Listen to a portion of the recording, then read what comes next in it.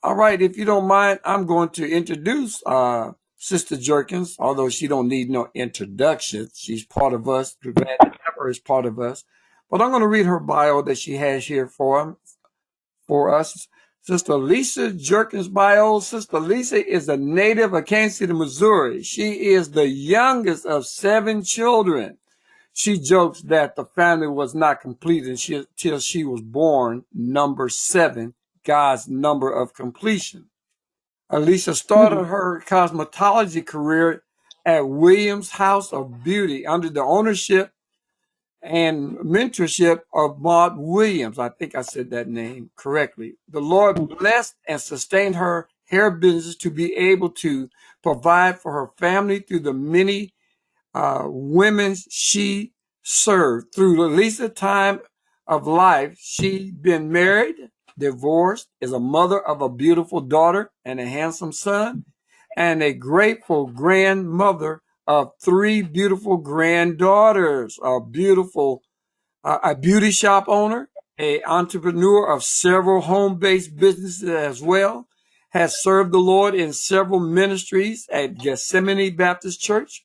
I got to ask you about that, where that Gethsemane was. Uh, Trinity Temple Church of God in Christ, Calvary Chapel Church of God in Christ, a graduate of the University of Phoenix, Bachelor of Science in Business Management. In 2020, after 33 years in the cosmetology business, the Lord instructed Alicia to unplug the curling irons and close her beauty business. In this new chapter of greater life in Christ, the Lord has led her to a new venture and purpose at JG Contracting, a roofing company where she serves as a project manager and will be advancing her purpose in the coming months with an extension of the company in which he has planned and ordained for Lisa to facilitate. Well, we learned a little bit more, although she didn't tell it all. I'm going to tell a little bit more on a later date myself. But Sister Lisa, I'm going to shut my mouth up. We need to hear from you as others come in. If anybody wants to ask questions, you can tell us how you want to run your PowerPoint and do your presentation. So, Sister Jerkins. All right. Thank you for that wonderful introduction, Pastor Bradford.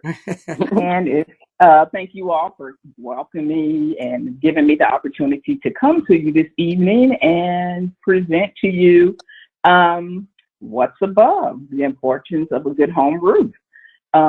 If everyone that's on the phone is a homeowner, you know that you have a roof over your head. And thank God that you do have a roof over your head, because it's a lot of homeless people out there, and we pray for those homeless people because, you know, we have been blessed to be able to have homes and have beds to sleep in, food to eat, all of that. So without further delay, I will go into the presentation. And again, thank you again for coming. If you have any questions during the PowerPoint, I don't mind you just raising your hand or saying, hey, I have a question. That's fine. I don't mind, you know, you asking questions during the presentation. May get off a little bit, but that's okay. We'll get back on track. All right. All right, let's get started. Okay, what's above the importance of a good home roof? The content of this PowerPoint will be the importance of a good home roof, the construction of a roof, the types of roofs that are on homes that you see, the type of shingles that you can put on your home, understanding importance of roof maintenance, what to expect when you need a new roof. When you need a new roof, what to expect once you try to obtain a new roof, and when choosing a contractor. And at the end of that PowerPoint, if there's still any other questions that I can answer for you, I'd be more than happy to. Okay, the reasons of a good roof. One is the protection. Your roof stands between you and the outside. It protects you, your family, against the elements of the weather, your rain, your snow, your sleet, your hail. all of those things. It protects you against the debris in the sky. It protects you from everything. Now, if your roof is in bad shape, you will start experiencing some leaks. How you know you'll have a leak is through the water spots that you'll see in your ceiling. You look up and you see this discoloration in the ceiling. That's a leak in your roof somewhere. And you do not want to get to that point to where that leak start coming in, because once that leak start coming in, what can happen is you can develop mold and mildew in your home. And once you start having mold and mildew in your home, you know that can lead to health problems, especially if you have asthma, respiratory problems, breathing problems. Mold and mildew in your home is not good. And once you develop that in your home, you will have to have someone to come in and possibly, if they can't clean it out because it's too bad, they will have to tear down walls and put in new walls and everything. So you don't want a small thing becoming a big major problem. And also your roof line, if you don't have a good roof, it can cause problems around your foundation, your guttering, just a lot of things that you do not want to have to deal with because the roof is not in good condition. Number two, your home value. Your home value is increased when you have a good roof on your home. When someone comes up to your home, and I've seen it, it's a lot of beautiful homes out there, and you look up, and because I'm trained, I just noticed the roof.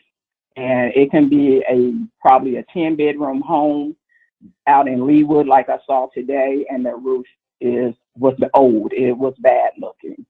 And so that brings down the curb appeal, and it brings down the value of your home. If you're looking to sell your home within the next 2 to 3 years or even 5 years, one of the first things that a homeowner will look at or ask about is how old is your roof? Same with your insurance company. They want to know how old their roof is. So it does give you a good home value to have a good roof on your home. Also, energy efficiency. When you have an older roof on your home, the heat and the cooling escapes, the heating escapes through your roof and your cooling. Especially if your home is not well insulated. That's double money going out the window. Poor insulation, poor roofing. If you have good insulation but an old roof, then you're not spending as much money.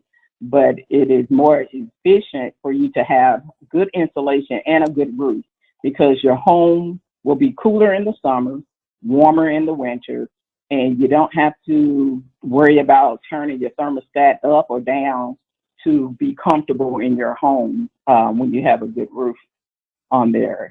And last but not least, it may lower your insurance rates. The reason why some insurance companies charge you more for your insurance is not only because of your zip code, because they're looking at the age of your roof. I just had an experience of State Farm raising the rates on my homeowner's insurance because they had my roof the age of a house. Well, that was wrong, because this house was built in 1969 and I had a roof done in 2016 or 2017. And so I called my agent and let him know that State Farm did not have the right year for my roof on my policy. And once he made that correction, that $800 increase that they were going to charge me was no longer on there. So it's really important that you look over your insurance declaration page every year to see if your homeowner's insurance went up or if it stayed the same. And that I will talk about a little later on in this presentation as to why to look at the declaration page of your homeowner's insurance. Next, we have the construction of your anatomy of your roof. Now, I can't really see on my screen because some of my the screen is kind of blocking my PowerPoint. So I'm going to point out a few things of the anatomy of the construction of your roof. What's up under your shingles? Well, one that's up under your shingles is that ridge thing across here at the very top of your roof is called your ridge board or your ridge line. This is very important on your roof because it helps keep your roof stable. I had a situation where when I had my roof redone back in 2017, this ridge board was cracked. So they had to go in and repair that before they put that roof on. One reason I knew that I needed that done was because there was a sagging. If you ever go over to someone's house or even your own home, if you look at the top of that roof and you see it sagging in the top there, that's a possibility that the ridge board could be bent or broke some kind of way, just from age, shifting of the house. I'm not real sure what happened with mine. I believe it was something that was probably broke before I bought the home, but over time it became worse. Then you have what you call your rafters. I have a home that we're working on right now. A tree fell on it and her rafters were broken. So we had to repair those rafters before we go in there and replace that roof. And you also have your collar beams right there, which on some homes right there in that corner there, you will have what looks like, they call it gable vents. And I'll explain that a little bit later. And I didn't put that in my PowerPoint presentation. But anyway, and over your rafters, you have what they call your solid decking. That may be your OSB board, or if you have an old wood shake roof, that decking may be what they call the sheet spacing right here, or spacing decking. And those are just pieces of wood that is under your wood shake roof, but it serves as the same thing as the solid decking.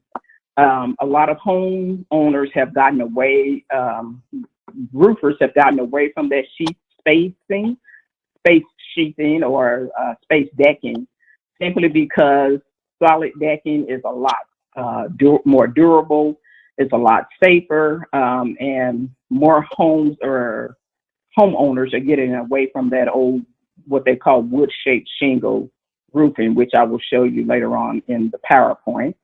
And you also have on top of that your underlayment, which is your synthetic felt paper or your felt paper that you put on top of the wood to protect that wood from any type of moisture and rain and hail and all of that, so that wood won't get damaged. When that wood is damaged from water, it will become soft. Once it becomes soft, it will start giving you problems.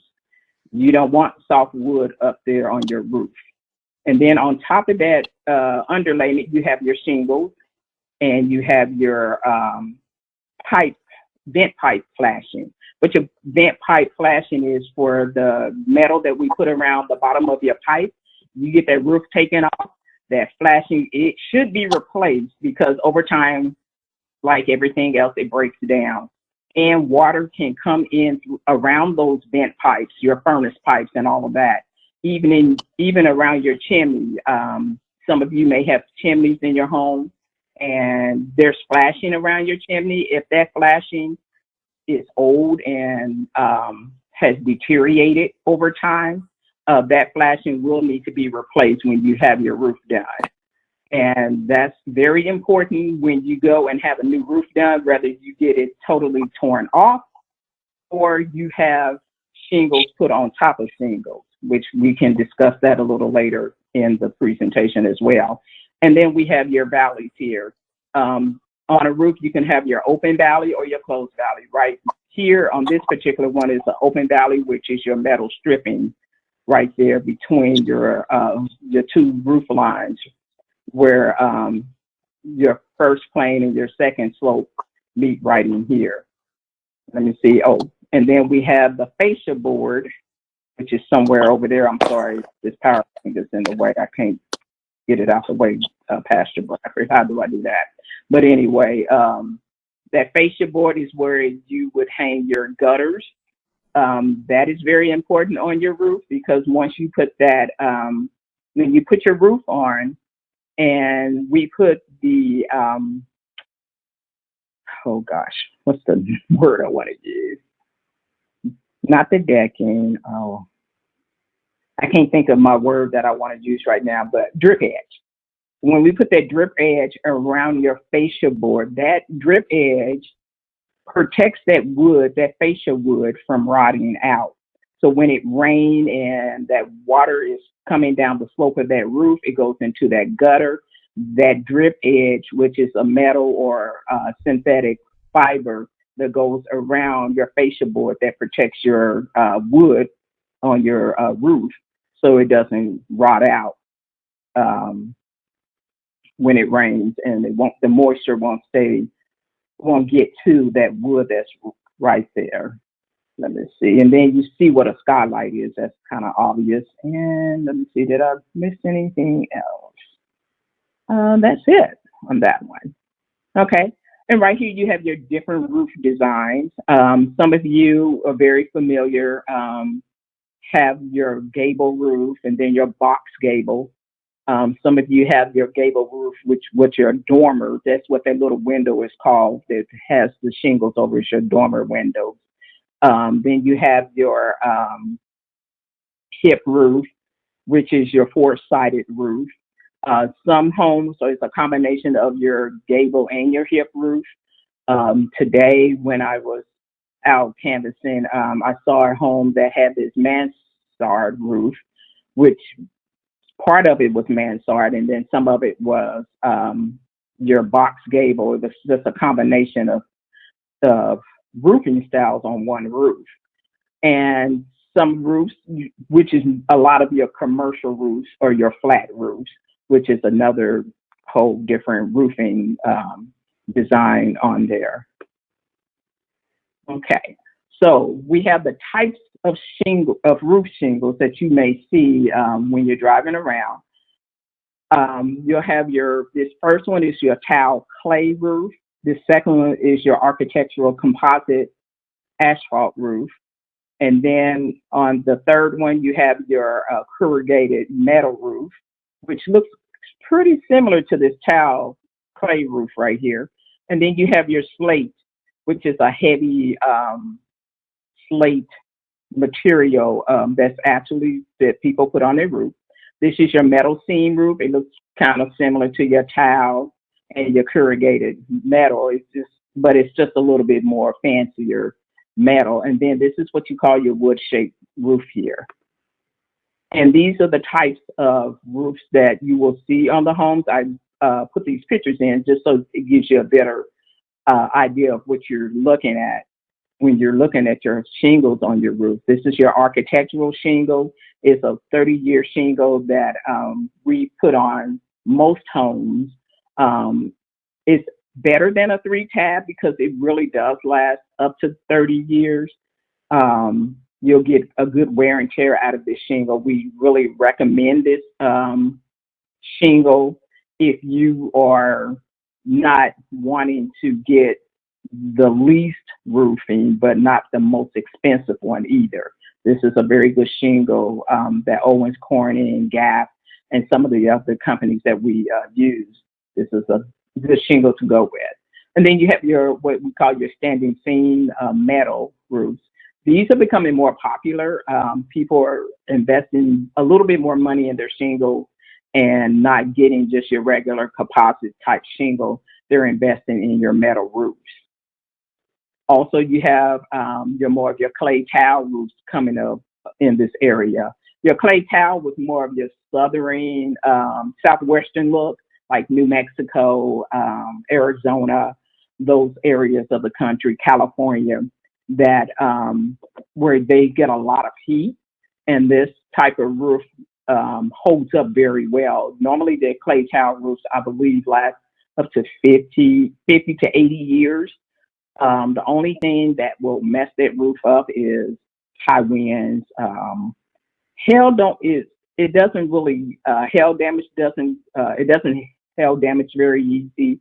I believe that's why some people are investing in that type of roof here in Missouri, in the Midwest, because it is a little bit more durable roofing. A lot of homes now still have what they call is this old 3-tab asphalt roofing.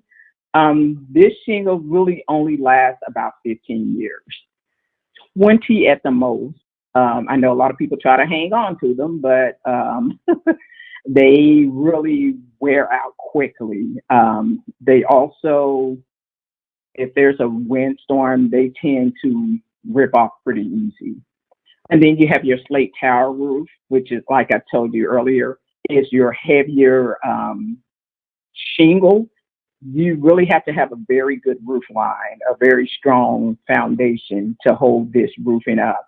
This is not a shingle that you can just go and throw on any house, because if all of that underlay, all those items I showed you in the previous picture, your rafters, your ridge line, if any of that wood is weak up under there, it will not hold up that slate tile very well.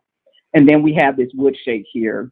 You still see some homes with this roofing. They're getting away from them in this area a lot because they can be hazardous because of the fireworks that we have around here. If it's a really dry season without rain, this type of roof will dry out really bad. And our company just replaced one about 2 weeks ago. The customer's really happy because every 4th of July, she shared with me that she would be afraid that the bottle rockets was going to land on that roof, and that roof would have ignited within seconds and burned up because that roof was really old. And with dry wood, fire is not good for anybody, and we know that. So right here we have some damaged roofs. With those damaged loose shingles, if you see this on your roof, your shingles are coming loose. On this roof, it looks like there's 2 layers. There's the regular architectural shingle that's right there, and then up under it looks like there was a wood shake roof under there. So they probably just put this layer of architectural shingles on top of this wood shake. When you have a situation like this, and there's several areas of that roof that looks like this, your insurance company, you can request for that roof to be totally replaced. And the reason is because all of that will need to come up, because once those shingles loosen up, they're going to just keep falling off and loosen in every area. It's like a domino effect. Once one domino falls, all the rest of them will start falling as well. Right here, this roof is just an old 3-tab roof that is old. This roof is probably, I would say, at least 25 years old. And the reason it looks like this, it has gone back what we call to the natural state, the organic state of this roof. You don't want to let your roof get to this condition, because that's when, as with any damaged roof, you will start having leaks and start having issues with it. Right here, these are what this is a architectural shingle that's been hail damaged. Because I am trained and other contractors are trained, we can see this on your roof. You may not see it on your roof because you don't look for it, but those are hail hits. And when those hit, that's probably golf ball size hail that hit this roof. That's why those holes are so big. And over time, a adjuster would be able to tell if these are fresh hail hits or they're old. The reason I say that is because sometimes people wait too long to call the adjuster or the insurance company to look at their hail damaged roof, and they will deny it because the hail hits are old and they can tell. You can argue with them, but they will know how old those hail hits are. Right here is what you call your blisters. Your blisters are, they look like hail damage, but it's not hail damage. What causes these blisters is the ventilation to your roof. Because we live in a 4-season climate, because of the weather extremes, when your roof is not properly ventilated due to the way that it was put on, or there's not proper enough roof vents for that air to escape through your attic to come in and escape, then these shingles over time will get heated, they get cold, and what will do is it'll cause a blister. It'll cause that shingle to expand, and when that shingle expands and then contract, then those granules will start popping off of these shingles. Sometimes contractors will tell you have hail damage, but they're actually blisters. And again, the insurance adjuster will know the difference between hail damage and blisters. And insurance companies will not cover blisters. Okay. And the importance of roof maintenance. It is the homeowner's responsibility to maintain their roof, which means if your roof is 10 years or older, please have that roof checked out. It is recommended that you have that roof checked out every year once it hits that 10-year, because within that 10-year time, and you're living here in Missouri and in Kansas, more than likely that roof has been hit with hail, because we have at least, I would say, 3 hailstorms a year, sometimes more often than that.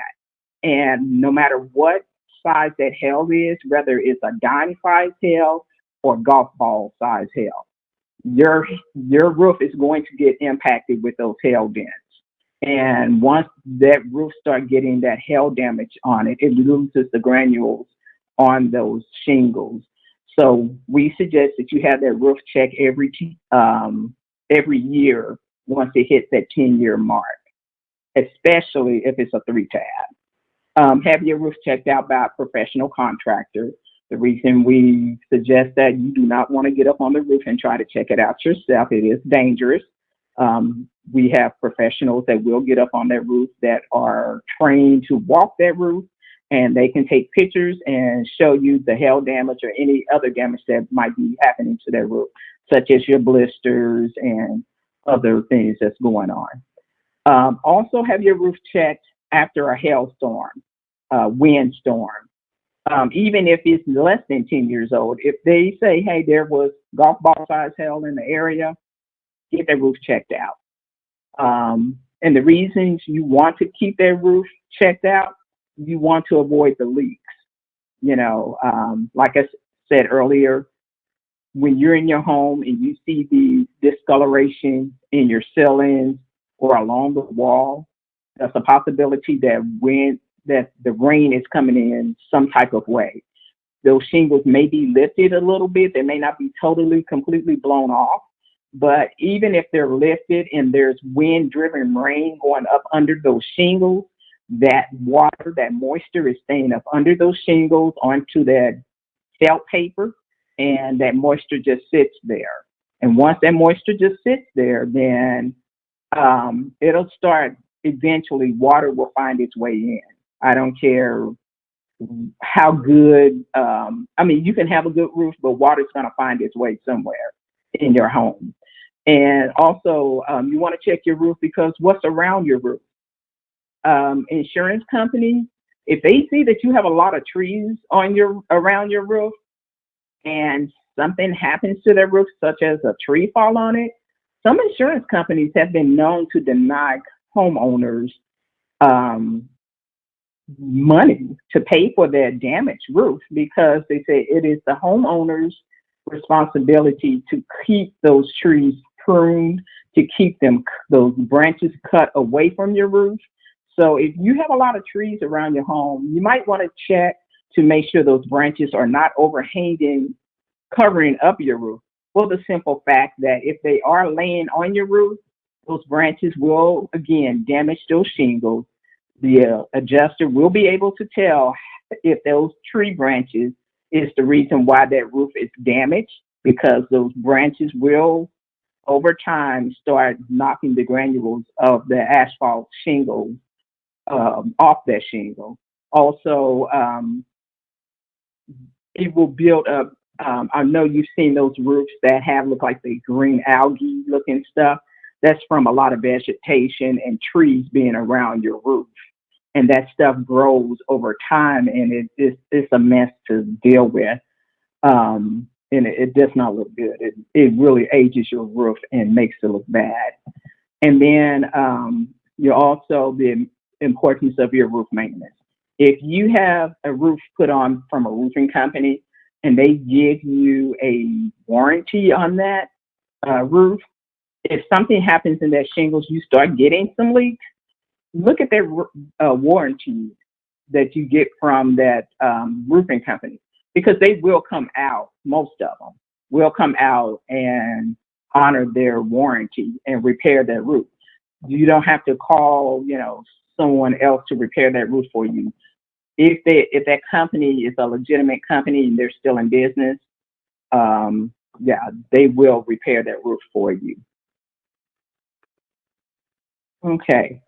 Do I need a new roof? If your roof is 10 years or older, if your roof looks like the pictures of the damaged pictures that I showed you, if you notice the brownish stains in your ceilings, or some look like water that has trickled down the walls of your home, if there's been recent storms in the area, and you notice that after it rained, there was a puddle of water in the middle of the floor, you have the inside leaks, the answer is yes, you need a new roof.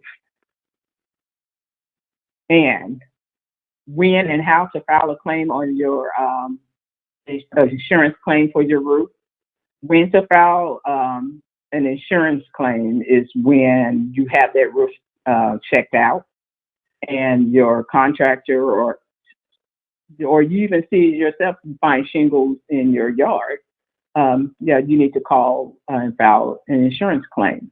Any signs of leaks and water spots after a strong hailstorm, windstorm, or after a contractor has inspected, the roof it's at least 15 years old and you're just kind of wondering what's going on with it. And the contractor comes out and he said, yeah, we found hail damage. Then you call in your insurance claim. And let me see, how to file a claim. You will call your 1-800 claim number. Do not call your agent. I know people say, oh, but my agent takes good care of me. I have experience, I would say, homeowners calling the agent, and I don't know what happened, but they ended up not being able to file the insurance claim for whatever reason. So call the claim number on your policy. Tell them that you would like to file a roof damage report, or file a claim for a damaged roof. They will ask you what type of damage. You can say, well, I believe it's hail damage. I believe it's wind damage. They'll ask you for a date. That's the reason why you want to get a contractor to inspect their roof, because that contractor will be able to tell you a specific date of a hailstorm that we've had in the area, or really high wind area storm that we've had in the area, because they're going to ask you for a date. Some will even ask for a time. We don't always have the exact time, but you can just say AM or PM of June 8th. We did have a tornado in the area June 8th of this year. So several homes in the Bannister area, Missouri, and Kansas, the homeowners were able to call in and file a claim because they had missing shingles on their roofs. Now, what to expect when you file a claim?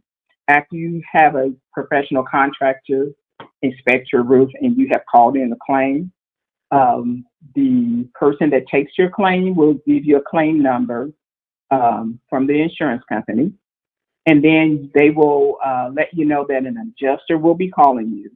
When the adjuster calls you to schedule that inspection, you can be there. I suggest that you try to be there if you do not have a contractor to represent you, and I will kind of expound on that a little bit. What we do on the day of inspection, when the adjuster comes out on your behalf, we will represent you. And the reason that we would like to represent you is because insurance inspectors will come out, adjusters will come out, look at the roof. Some actually really don't look at the roof. They just look at it. And if they work for certain insurance companies, they will deny that roof. I recently had an experience where the homeowner called. She had the adjuster come out, and they were looking at a falling tree in her yard. The adjuster looks at her roof and said, well, the tree didn't fall on the roof, so there's no damage. Had I not been there to tell him, yeah, there was hail damage and wind damage to their roof, he was not going to look at it. He was just going to bypass that roof altogether, and that homeowner would have not gotten or paid for a roof. So it's really good to have someone there advocating on your behalf for you, because of those adjusters sometimes will not, they won't even look at the roof. They'll just deny it, depending on the company that they work for. And I will not name any companies, but you can give me a call and find out later on about what companies sometimes will deny roofs and the ones that are pretty good about it. And on the day of your inspection, your adjuster after the inspection, depending on if he works for the company or if he's an independent adjuster, and sometimes this really just depends on the person themselves. They may or may not give you the results. Some will just say, oh, have a good day. You'll see my report when I email it to you. And they won't give you any information. And you will receive, and you do have the right to receive that information from that adjustment, about your adjustment from that insurance company, because you want to know what did they find, if they approved the roof, if they didn't approve the roof, and their reasons why. And you have the right to know that as a homeowner. And my next slide is what to look for in a good contractor. You want a contracting company that you can research, that you can actually Google and hopefully find a website. Missouri is one of those states that you can come in and set up a roofing company, and you do not have to be a Missouri resident. You can just set up the company. That goes to my next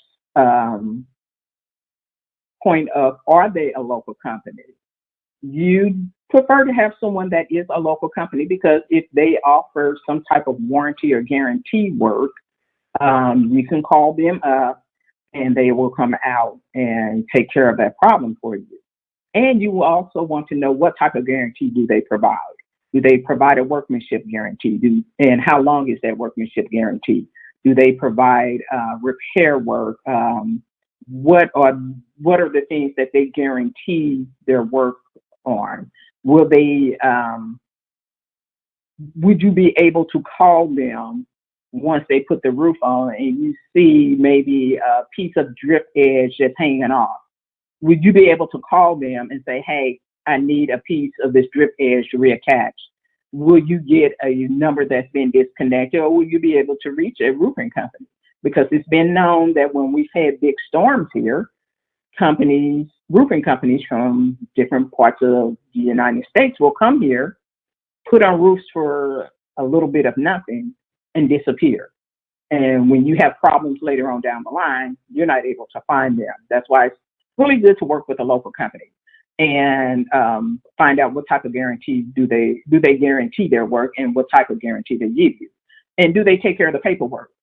There have been homeowners who file claims, and the roofing companies are just a company to just put on shingles. They do not do any of the insurance work for you. They don't file any insurance work for you.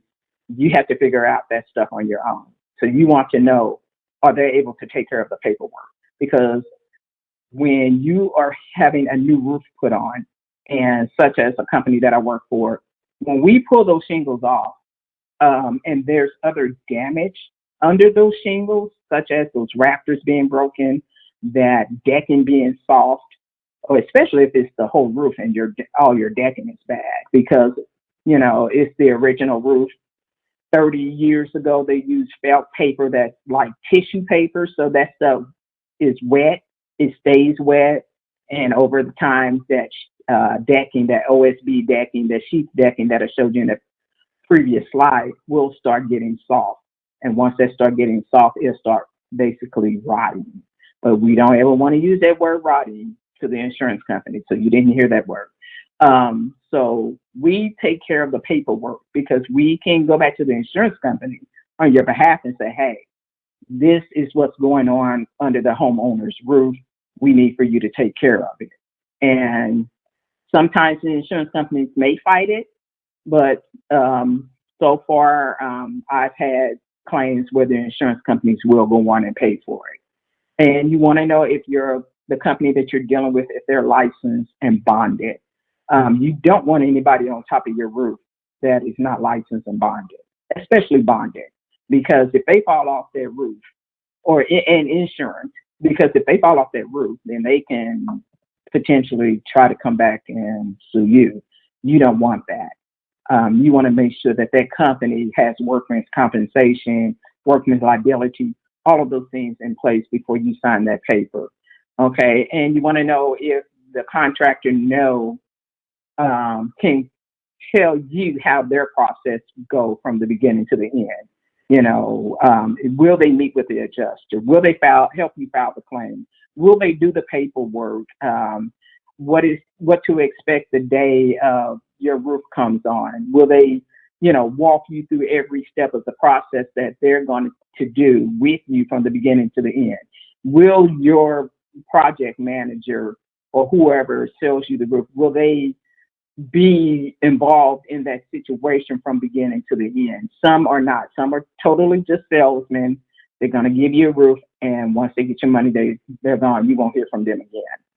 And are they willing to answer your questions? If they don't want to take the time to answer your roofing questions, then don't be rushed to judgment and to go with that company. Don't feel compelled or pressured to go with that company if they cannot answer any of your questions and if you don't feel comfortable.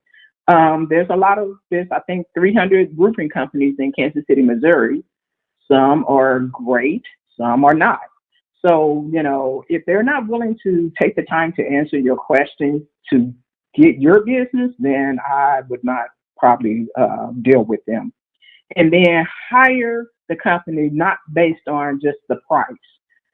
So many homeowners, I understand roofs are expensive. They can be. But if you buy a car and you finance that car, you pay more for that car over 5 years than you will for your home roof. I guarantee you. Because with a home roof, you're not going to have to pay your oil changes, your new brakes, put gas in it, none of that. So when you spend $15,000 for a car and you have it financed over 5 years, you're going to pay more for that car that's going to be broke down within 10 years than what you're going to pay for the cost of that roof. And again, don't hire a company because they're giving you a deal, because not all deals are good deals. And as a homeowner, you want to be treated fairly. So you can open your mics if you have any questions. I hope I was able to answer a lot of your questions. I did miss out, and I forgot to put that slide in, about the ventilation air parts of your roof, the different vents that you see on top of roofs. You have those turbines, which what some call the whirly birds, those big round things. That's a vent. You have your box vents, and sometimes they refer to those as turtle vents. Then you have your regular metal vents, and I can't think of the correct term for those vents. And then those vents that are on the end of a gable roof that they look like shingles or shutters at the end of your roof, of a gable roof. Those are actually what they call gable vents. Those are your intake and outtake vents for your roof that actually put air into your attic for your roof. So thank you for letting me give you this presentation. I hope I was able to cover some things. You were able to learn a little bit about your roof today. When you go out, now that you've seen this roofing presentation, you probably will start driving down the street looking at people's roofs.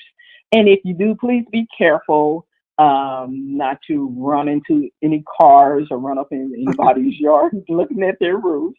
Um, because it can happen, you get kind of caught up in, I see this roof, that's not what she's saying, and, not paying attention. So be careful when you are looking at these home roofs. If you got to look at it, please stop and just put the car in park and look at it. Are there any questions that I can answer for anyone? You did very good at presenting that. There was quite a few things that I hope people were listening to, and one of them is about that date. Please don't lie about that date, because they can go on any weather channel or station on the internet and pull up whether it was 2 weeks or a month ago and find out just what happened in your area. And if you lied about a storm coming through there, I can imagine how they're going to react. And the good information about a contractor, yes, there's a lot of game out there. So I thank you for your information on that, because all of that is true. I'll be quiet and let somebody else ask a question. Okay. Miss Alicia, this is Karen, and I would like to ask the question regarding the dome windows that used to be popular at one time, but the dome windows used to receive a lot of water around them. Mm-hmm. And how does that affect the roof? Well, when you have those dormer windows, because of the way that they're made, when they pull that, let me go back. A lot of those dormer windows had that old cedar shaped wood around it, that cedar looking siding on them. And a lot of people they don't pull that off or don't have it treated. So when they don't have that treated and they have their roof done, depending on who does the roofing, if they don't flash around those windows, around where those that valley per se, where their dormer window and their roof meet there in the center, if you don't put flashing around that, then over time that water gets in that dormer window where that roof and that dormer window meet, and it can cause damage. Are you experiencing that, or you know someone experiencing that? I knew someone that experienced that. Yes. Okay. Yeah, a lot of that. Like I said, those old dormer windows. I noticed that if it's an older home, they had that cedar shake wood around those dormer windows, and if that wood is not treated and flashing put around there when they get a new roof, yeah, it'll start leaking over time because that wood start rotting around. Oops, I used the wrong word. I'm sorry. Start decaying around it. Thank you. I'm glad you had clarification on that, because there are almost, in any trade, when it's dealing with insurance, there are certain key words that you need to know not to say. Explain that maybe a little better than I can, why those words can cause you additional loss or loss of that claim. Okay. One, insurance, when you use the word rotting, that says neglect. That means you did not maintain your property. And insurance companies, when they hear that word wood rot, they're going to say, oh, she didn't or he did not maintain their roof.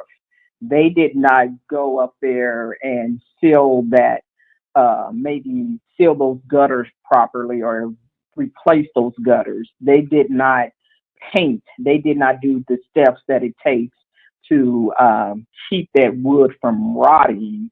That's why they're having that problem. Now they want us to pay for it. And when they hear that word rotting, that means that says neglect to them. So they will not pay for that, because the insurance company will tell you straight up, oh, that's wear and tear. We're not paying for that. Thank you. You're welcome. Anybody else have any other questions? I have a question. Oh, go ahead. Go ahead. Somebody else. Go ahead. I think that was just you. Okay. Sister Jerkins, Mhm. regarding, excuse me, regarding workmanship. Okay. So I had a roof put on about 3 years ago. It was 19. Okay. And it was a bona fide company, had a lot of faith in them and all of that. And when they, like you said, it's a salesperson that comes out and he takes the pictures and everything. He contacts me back and told me what was going on. But when they sent the people to do the roofers, they were all non-English speaking people. So when you're asking questions, um, when I was asking questions, I actually had to call him and talk to him. Mhm. And they made, I think they had a representative there that he wasn't on site all the time. He was checking on the crew, and Mhm. so I could talk to him. But if he wasn't there, then my contact was with my original salesperson. So Mhm. I would like for you to elaborate on that, because now what I have seen is that the siding has begun to shift because there's a strip of, I don't know if it's rubber or something that they put along the edge of the roof where it meets another ridge line that's up higher. Am I making sense? You may be referring to the drip edge. Maybe that's what it is, the drift edge. And if it wasn't put in tightly or whatever, then the shingles that are above that are starting to kind of shift, and you can tell they're not laid and they're straight, so they're kind of shift.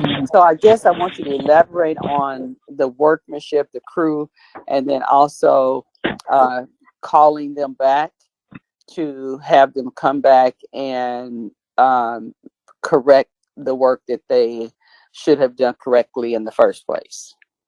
Okay. It sounds like, okay. Well, let me ask you this: when you had that roof replaced, was it a total tear off or a overlay? A Yeah. It was a total tear off. Okay.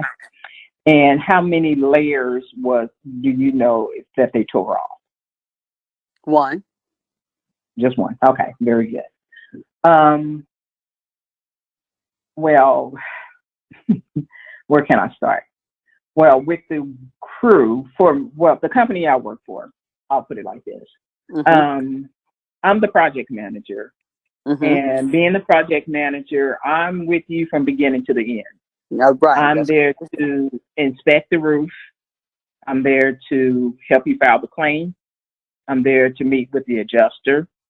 I'm there when they bring out or I'll come and check when they bring out the roofing materials to make sure that all the roofing materials there. I'm there the day of when they put the roof on. I'm there that day. We also have a foreman that will be there as well. Mhm. Um, and then once they finish the roof and they clean up, I go through again to make sure that all the screws are pulled or up out of the ground, screws and nails that may have fallen, that the magnetic roller didn't pick up, because sometimes depending on how high the grass is, sometimes that magnetic roller that we use to pick up the nails out the Mhm. ground and grass Mhm. may not always catch in that. So Mhm. we'll go around that house and check to make sure that there are no nails and screws or anything in the grass or any type of debris. Make sure that the landscape is, still intact. Make sure that they clean up everything, that they didn't leave any trash or anything like that. For me, like I said, I'm at that job from beginning to the end. Not every company runs like that, and I understand that. And they have their reasons why they do it their way, and we have our reasons why we do it that way. Because we know that every company don't do like we do. That's why we really try to stand out with our work. Like I said, from the project manager to the office people to the roofers, everybody. So that way the homeowner can always feel comfortable in what we're doing and feel confident in what we're doing, because we want to give you a quality job, and that's what we strive to do, is to give you the best work as possible. And any questions or any concerns that you have as the homeowner, is your roof, is your money. We want you to be happy, and that's the end result of our job, is to make sure that you're happy. To address that warranty or that guarantee, take pictures of it, so that way you can send it to them because they may ask you for some pictures, and point out to them where are the problems, what could have happened, and I'm not sure because I'm not there to really look at the roof. What may have happened was some high winds may have come through there and got up under those shingles and pulled them up. If they did not use a starter shingle at the edge of that roof, and they just started with regular shingles, and you see the drip edge coming off, and some of those shingles look like they're kind of loose, that might be the reason. They may have not used a starter shingle. Okay. So you should call the company and address that with them and let them know, hey, this roof is 3 years old. It may have been some wind that came up under and ripped it up, but you all need to honor your warranty. Your guarantee. Your warranty. Yeah. Yes, ma'am. It was and I'm glad that I did use a local company, and it is a reputable company. And I'm just glad that I have that recourse. Yes. Yeah. Because a lot of companies, like I said, it's about 300 and something roofing companies in Missouri. Some are actual roofing companies. Some are just independent contractors. Yes. And that is another thing you need to ask. Okay, are you just an independent contractor, or you're an actual roofing company? Okay. Yeah. It was a actual roofing company, very well known in Kansas City. They should honor that, their workmanship warranty. So I was just surprised when a total different crew was out, and so you could see that they're subcontracting. Well, not always. Because we use crews. We have about 67 roofing crews, and not all of them can speak good English. Okay. That's why I try to be there, and that's why the foreman is there. I got you. So we can make sure that they're doing all of our roofers so far, I haven't had any problems with them putting the roof on wrong. But if the homeowner does have a question, and they are not able to answer it because they don't speak great English, we try to make sure that, like I said, project manager is there and the foreman or one or the other is there. What company do you represent? JG Contracting. JG Contracting. Thank you. You're welcome. Any other questions there by anybody? Well, Sister Jerkins, I thank you very much for your presentation and the great information. In a couple of days, I'll have this actually in a video that I'll give back to you so you can review it after I edit some things on it, add things on it, to get your approval to post it in YouTube, where everybody will have a chance to log into it that goes to YouTube and look up roofings. So I want to thank you. Any other last words you'd like to have with us before we just depart? Can you give us your contact information? Yes, I sure can. Elisa Jerkins.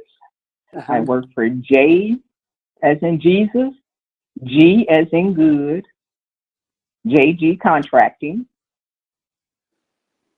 And we are located in Independence, Missouri. Okay. And my phone number with the company is 816 Mm-hmm. 682 Okay. 9422. Okay. Thank you. And this is my card. So I'm legitimate. Okay. Got it. And yeah, and the company, like I said, the owner, he's a Christian man. He wants to help people. People are in business, so we're not going to give anything out free. Right. But he is really good with dealing with the insurance companies. And another thing I would like to say to you all, when dealing with the insurance companies on insurance claims and roof, especially for roofs and everything, there's a lot of things that homeowners don't know that the insurance companies will pay for. And since joining this company, if I had known the things that I know now, my insurance company would have paid for more than just my roof. And another thing, homeowners tend to leave money with the insurance companies because they don't know. And the reason I say it like that is because the way insurance is set up now, the way the policies are written up now. Oh, yeah, and that was another thing I did want to say. Thank you, Pastor, for letting me say one more thing.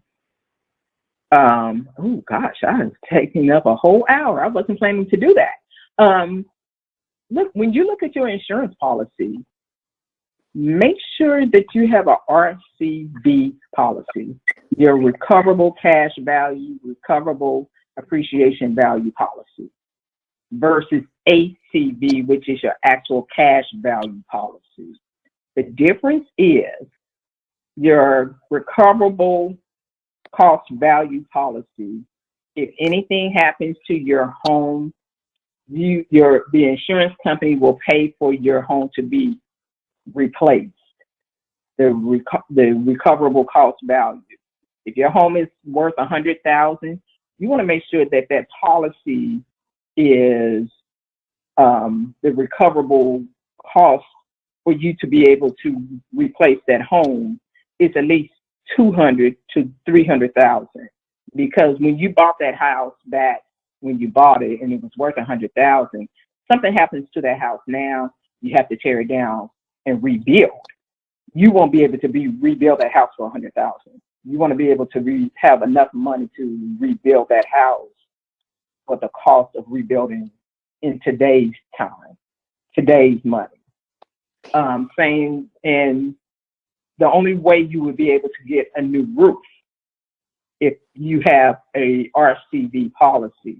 If you have an actual cash value policy, and yes, they are less expensive to have purchased, you only get the actual cash value of that roof, that home.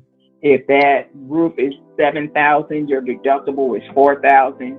You're only going to get $3,000 out of that actual cash value. I hope I made sense with that. If you need further explanation with that, I'd be more than happy to explain that a little further for you. But yeah, that was something else I needed to put in that presentation, was look at the type of insurance policy you have. If it's a recoverable cost value policy or an actual cash value policy, because it does make a difference.